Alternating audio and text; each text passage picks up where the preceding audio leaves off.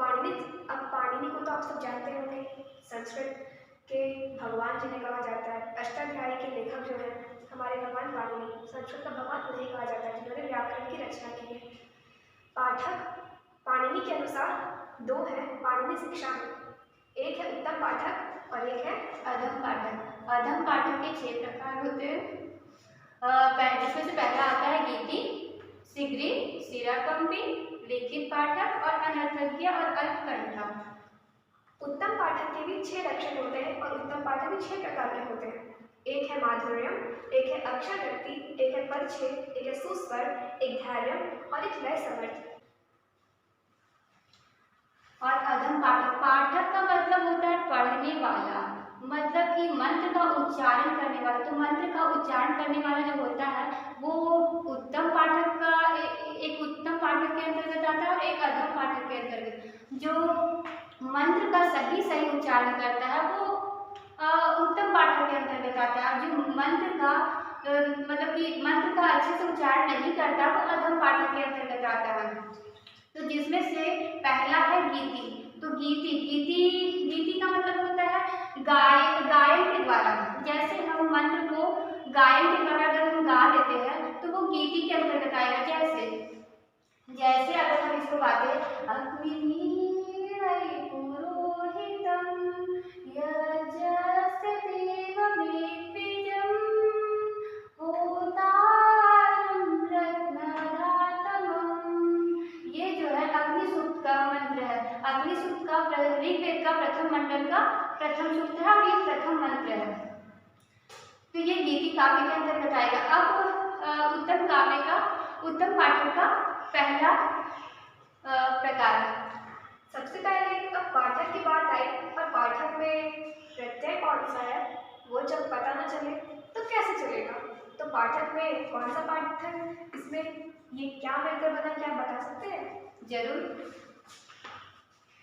पाठक में पट प्लस मूल प्रत्यय मिलकर के बना है, जिसमें इस न और ल का लोप हो जाता है और बचता है वो, और ये जो है ये अक के रूप में आता है जिससे ये बनता है पाठ। हाँ ठीक है। अब अगला आता है हमारा उत्तम पाठक। उत्तम पाठक के 6 लक्षण या 6 प्रकार क्या क्या है? एक है हमारा माधुर्य अर्थात सुश्रव्य, अर्थात जो सुनने में अच्छा लगे। जैसे अभी इन्होंने इसे गीति अर्थात गीत के माध्यम से, इसे थोड़ा लय के माध्यम से गाया, लेकिन ये जो हमारा सूक्त है इसे उच्चारण करना है, ना कि इसे गाना है। तो हम इसका उच्चारण कैसे करेंगे? अग्निमीळ्यै पुरोहितं यज्ञस्य देवमेत्विजं होतारं रत्नधातमं। ठीक है, ये हम माधुर्य के अंदर आता है, जो सुश्रव्य लगे, सुनने में अच्छा लगे। अगला आता है शीघ्री। अधम पाठक का जो दूसरा प्रकार है वो है शीघ्री। तो शीघ्री का मतलब होता है शीघ्र। मंत्र को शीघ्र भी नहीं गाना चाहिए, जल्दी भी नहीं गाना चाहिए। तो जैसे अगर हम इसको गाएं, अग्निमीळ्यै पुरोहितं यज्ञस्य देवमेत्विजं होतारं रत्नधातमं, तो इसको शीघ्र भी नहीं गाना चाहिए, वरना ये अधम पाठक के अंतर्गत आता है। इसको ना ज़्यादा मध्यम गाना चाहिए, ना मंदम ज़्यादा गाना चाहिए, ना ही ज़्यादा शीघ्र गाना चाहिए। जैसा मंत्र में जैसा उदात्त अनुदात्त और स्वरित का सही से प्रयोग करना चाहिए, उसी के अनुसार गाना चाहिए। अगला आता है अक्षर व्यक्ति। अक्षर व्यक्ति का अर्थ होता है वर्णों को सही ढंग से बोलना, हर वर्ण का सही ढंग से उच्चारण करना। जैसे आप देख सकते हैं ये है पुरोहितम, यहाँ पे देखिए ह्रस्व है, ह्रस्व आकार है, अर्थात ये छोटी ऊ है, ह्रस्व ऊ, और ये छोटी ई है। लेकिन अगर हम इसे बोलने के क्रम में अगर हम पुरोहितम बोलेंगे तो ये गलत हो जाएगा। इसका जो उच्चारण होगा वो पुरोहितम होगा, न कि पुरोहितम। इसलिए हमें अक्षर इसके प्रत्येक वर्ण में बहुत ही अधिक ध्यान देना होता है कि कहीं किसी में ज़्यादा दीर्घ का हम इस्तेमाल ना कर दें और ना कहीं ह्रस्व का इस्तेमाल कर दें। जहाँ जो जैसा लिखा है उसका बिल्कुल उसी प्रकार से करें जैसा लिखा है उदात्त अनुदात्त। हमें इसका बहुत ही जो वैदिक मंत्र या सूक्त होते हैं हमें उसमें उदात्त अनुदात्त लय इन सब का बेहद ध्यान रखना होता है। अधम पाठक का जो तीसरा भेद है वो शीघ्र कंपन। सिर का मतलब होता है सिर और कंपी का मतलब होता है कंपन करना। मतलब वैदिक मंत्र का उच्चारण करते समय सिर को भी इधर उधर नहीं हिलाया जाता है। जैसे अगर हम बोल दे अग्निमीळै पुरोहितं यज्ञस्य देवमित्रिजं होतारं रत्नाघातमं, तो अगर हम इस तरह से गा दें तो वो सिर्फ कंपी के अंतर्गत आ गया, तो वो अधम पाठक के अंतर्गत आ जाएगा। जबकि हमको सिर हिला करके भी नहीं गाना चाहिए, इसका भी हमें बेहद ध्यान रखना चाहिए। अब जैसे अब अगला हमारा जो उत्तम पाठक है उसका जो तीसरा लक्षण है वो हमारा पदछेद। पदछेद मतलब क्या? पद को विच्छेद करना, पद का छेदन करना। पद क्या?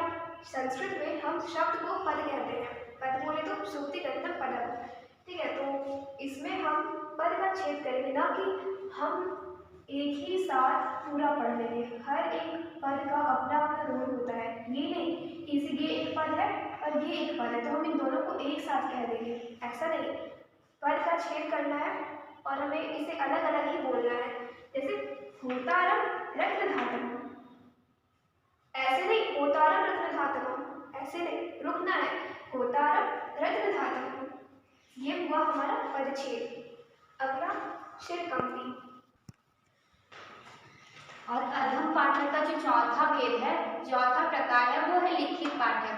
पाठक का मतलब होता है पढ़ने वाला, तो अगर लिखित का मतलब होता है लिखना, तो गुरु के अभ्यास के बिना अगर हम मंत्रों का उच्चारण करें तो वो भी अधम पाठक के अंतर्गत आता है। जैसे गुरु पहले इसको उदात्त अनुदात्त और स्वरित में गाना सिखाते हैं कि मंत्र का उच्चारण उदात्त अनुदात्त और स्वरित में कैसे करना चाहिए। अगर हम इसका प्रयोग ना करके ऐसे ही अगर हम गा दिए, जैसे अग्निमीळै पुरोहितं यज्ञस्य देवमित्रिजं होतारं रत्नघातमं, तो यह लिखित पाठक के अंतर्गत आ गया। हम तो ऐसे ही गा दे रहे हैं बिना गुरु के अभ्यास के। इसके लिए उदात्त अनुदात्त और स्वरित, इसका बहुत अच्छे से ध्यान रखा जाता है। अगर इसका अच्छे से ध्यान नहीं रखा गया तो वो अधम पाठक के अंतर्गत आ जाएगा। अगला जो लक्षण है उत्तम पाठक का वो है सुस्वर। सुस्वर अर्थात अच्छे स्वर में गाना, मतलब अच्छे स्वर में उच्चारण करना। क्योंकि जो वैदिक मंत्र सूक्त होते हैं उन्हें गाया नहीं जाता, फिर तो उनका उच्चारण किया जाता है, तो हमें इसका उच्चारण सुस्वर में करना होगा, ठीक है। जैसे अग्निमीळै पुरोहितं यज्ञस्य देवमित्रिजं होतारं रत्नघातमं, इस तरह से थोड़ा धीरे गाना है, ये देखिए जल्दी जल्दी।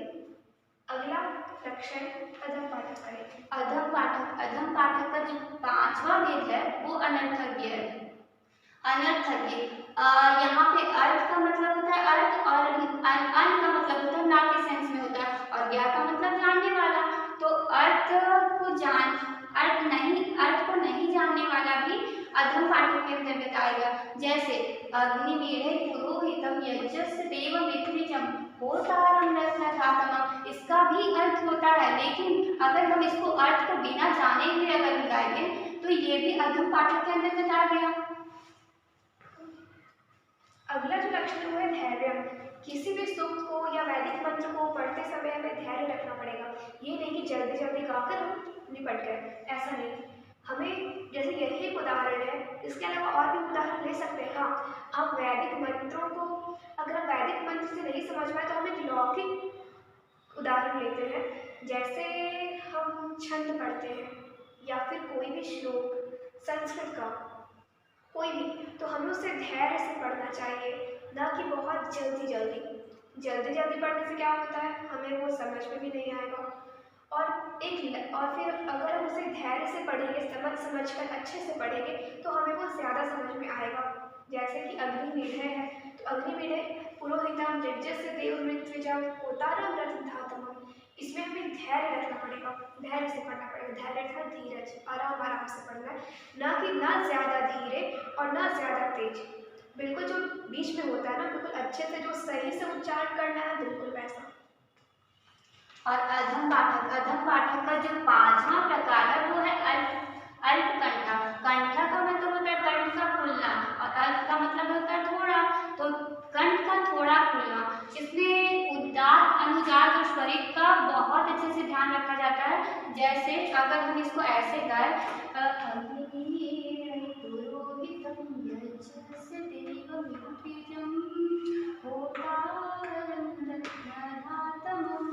तो ये मेरा जो कंठ है वो थोड़ा खुल रहा है, जबकि नहीं, इसमें उदात्त अनुदात्त और स्वरित का कहाँ प्रयोग करना चाहिए, कहाँ हमें कंठ का खोलना चाहिए और कहाँ नहीं खोलना चाहिए, इसमें बहुत अच्छे से ध्यान रखा जाता है।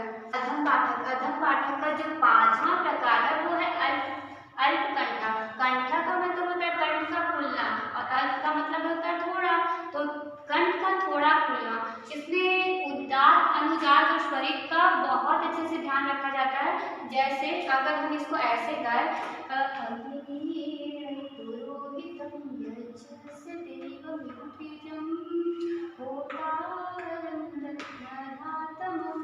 तो ये मेरा जो कंठ है वो थोड़ा खुल रहा है, जबकि नहीं, इसमें उदात्त अनुदात्त और स्वरित का कहाँ प्रयोग करना चाहिए, कहाँ हमें कंठ का खोलना चाहिए और कहाँ नहीं खोलना चाहिए, इसमें बहुत अच्छे से ध्यान रखा जाता है।